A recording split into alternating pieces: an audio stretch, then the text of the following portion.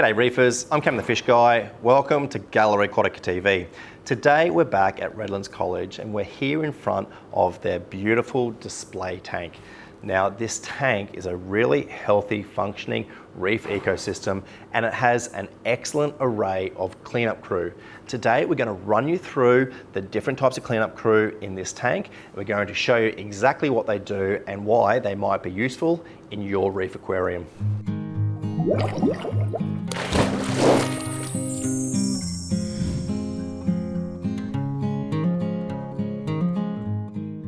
So the first part of the cleanup crew contingency that we're going to look at is this blue Linkia starfish. Now, some people would argue that it's not really a cleanup crew, and that's a good argument. However, they do feed on algae and bacterial slime, and that's why you'll often see them at the top of the tank, because they migrate up that way so they can find the best source of that bacterial film that is often near the surface of the water. So the main reason why I do use these in aquariums is because they're quite beautiful, but they do serve a bit of a purpose in terms of cleanup crew, and there's something that I just put in there as something a little bit different. But the next thing we're going to look at is definitely one of the most effective parts of the cleanup crew, and that's the trochus snail. Trochus snails are one of the best cleanup crew that you can add to your tank because they're very effective at eating algae off the glass. Now they're definitely cleanup crew. The Linkia is a little bit wishy-washy when it comes to its actual definition, but the trochus are great cleanup crew. They're really effective at eating typically green algae off the glass as well as off the rock. You can see this tank, it's got probably about 10 of them in here. I haven't counted exactly, but there's quite a large one here. And this is just a small one, but the trochus have got that very distinct cone shape.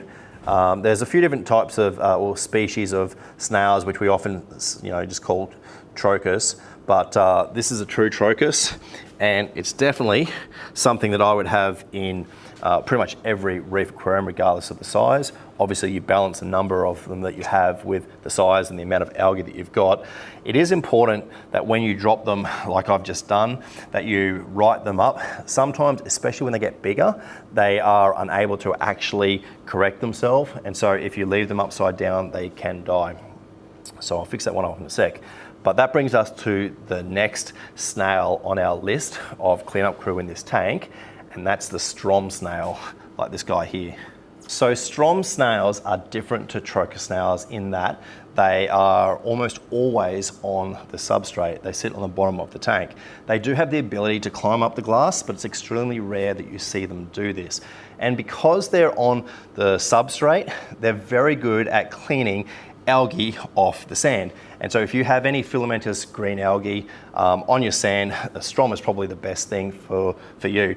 Now this tank has I think 6 or 7 Stroms in this tank, which is a beautiful balance with the number of Stroms and the amount of food that they've got. They've all been in here for quite a few years, and they're doing really, really well. They also do help turn the sand over a little bit. They have a trunk basically, which they can pick up little bits of sand and move it around. So they're good to have in your tank, and they're a cleanup crew that I will put in pretty much every reef tank that we set up. So let's go away from the snails now, and we'll look at the echinoderms in this tank. So I said echinoderms, of course we did look at the Linkia starfish, but what I was really referring to is we have both sea cucumbers and urchins in this tank. Now we'll talk about the sea cucumbers first because they're probably my favorite cleanup crew in this tank.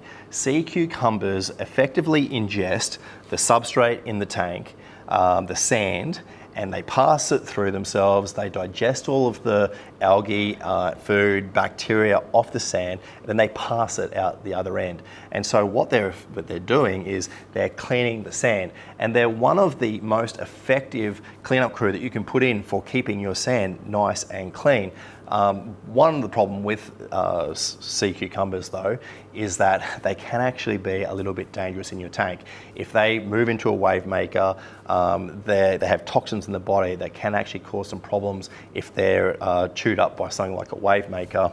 But I find that these black sea cucumbers, I don't know the species name, but I find that they're very safe. I've actually never had the problem with this species going into wave makers causing problems like I have with some of the others. There's also some sea cucumbers that when they spawn, they release toxic spawn, and of course the famous example is sea apples. So we never use those in our reef aquarium, but we find these local black sea cucumbers very effective and an excellent way to keep your sand nice and clean. So let's have a look at the urchin that we've got in this tank. This guy might be a little bit hard to see. So I love urchins in aquariums, and typically we use diadema urchins. They're probably the most effective at eating algae. And if you've got a bad algae problem, there's nothing more effective than a diadema urchin. But they are very treacherous in your tank. If you put your hand into a diadema urchin, the spines are extremely sharp and it is extremely painful. Diadema! Me. But this tank doesn't have a diadema. In fact, it has a collector urchin. And the reason why I say it's hard to see is because it's actually picked up a big mass of green star polyp. So this is it here. So I'm going to lift it out. And I'll show you the underside. So you can see all these little pseudopods waving around, and that's what they actually use for their locomotion. They don't walk on their spines so much as they use these little pseudopods to move around the tank. Now, in the center, they have a mouth part that is very effective at scraping the algae off rocks. And this guy, as I said, he's picked up this green star mat, and so they often do this. They'll pick up other things in your tank, often little shells and the like, but we call these collector urchins, and that's the reason for it, the way they pick up things, and they're very effective at eating algae in your tank. So I'll put this guy back, and then we'll look at the last part of the cleanup crew in this tank, and it is effectively the supersonic version of cleanup crew, and that's an abalone.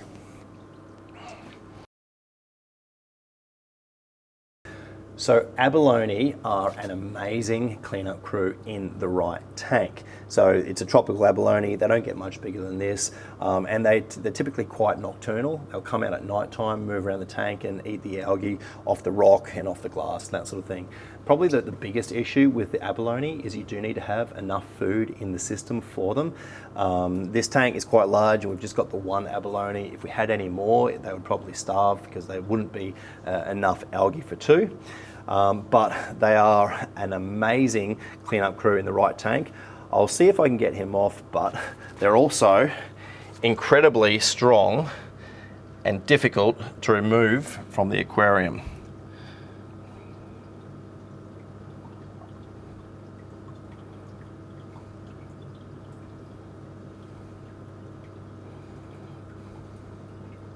All right, I'll leave him there. There are a few tricks that people have to get them off glass like this. Some people use like a credit card and sort of like wedge it in there. When I'm getting them from the shop for customers, I typically just go slowly. I grab them from the outside, and eventually they'll move and they'll climb onto your hand, and that's when you get them out, but it takes a little while doing it that way. But they're a bizarre, intriguing creature to have in your tank. You don't see them very often, but they're well and truly worth it if you've got enough algae for them. I just want to give a special mention to a couple of other creatures we've got in here that you could consider cleanup crew, and that's the coral banded shrimp, which is very good at eating uneaten fish food in the tank. As well as the foxface and also the lawnmower blending for that matter. They're quite good at eating algae in the tank, and the foxface is particularly effective at eating bubble algae, which previously was a problem in this system before we introduced him. Now, there are two types of cleanup crew that I would probably have in this tank, and we should probably put them in at some point. Now, the first are sand sifting sea stars. And sand sifting sea stars are good at moving around the sand. They just help to prevent it from becoming too caked. They do best in well-established systems. They don't do very well in young tanks, so just be careful when you put them in your tank. But the other one that I would have in this tank are peppermint shrimp. Now there is an Aiptasia or two in this tank, and peppermint shrimp are great at eating Aiptasia, and I do put them in pretty much every tank that can accommodate them and doesn't have fish that's going to eat them. But that's it for today's episode on the cleanup crew here at Red Reef, and hopefully you've learned a little something about exactly what role they play in this tank, and you're able to use that to work out exactly what cleanup crew are going to be best in your reef aquarium. But that's it for today's episode of Gallery Aquatica TV. Thank you so much for watching. I'm Cam the Fish Guy. Happy reefing. That's it for this week's episode of Gallery Aquatica TV. Don't forget to like and comment on all our videos and subscribe to our channel.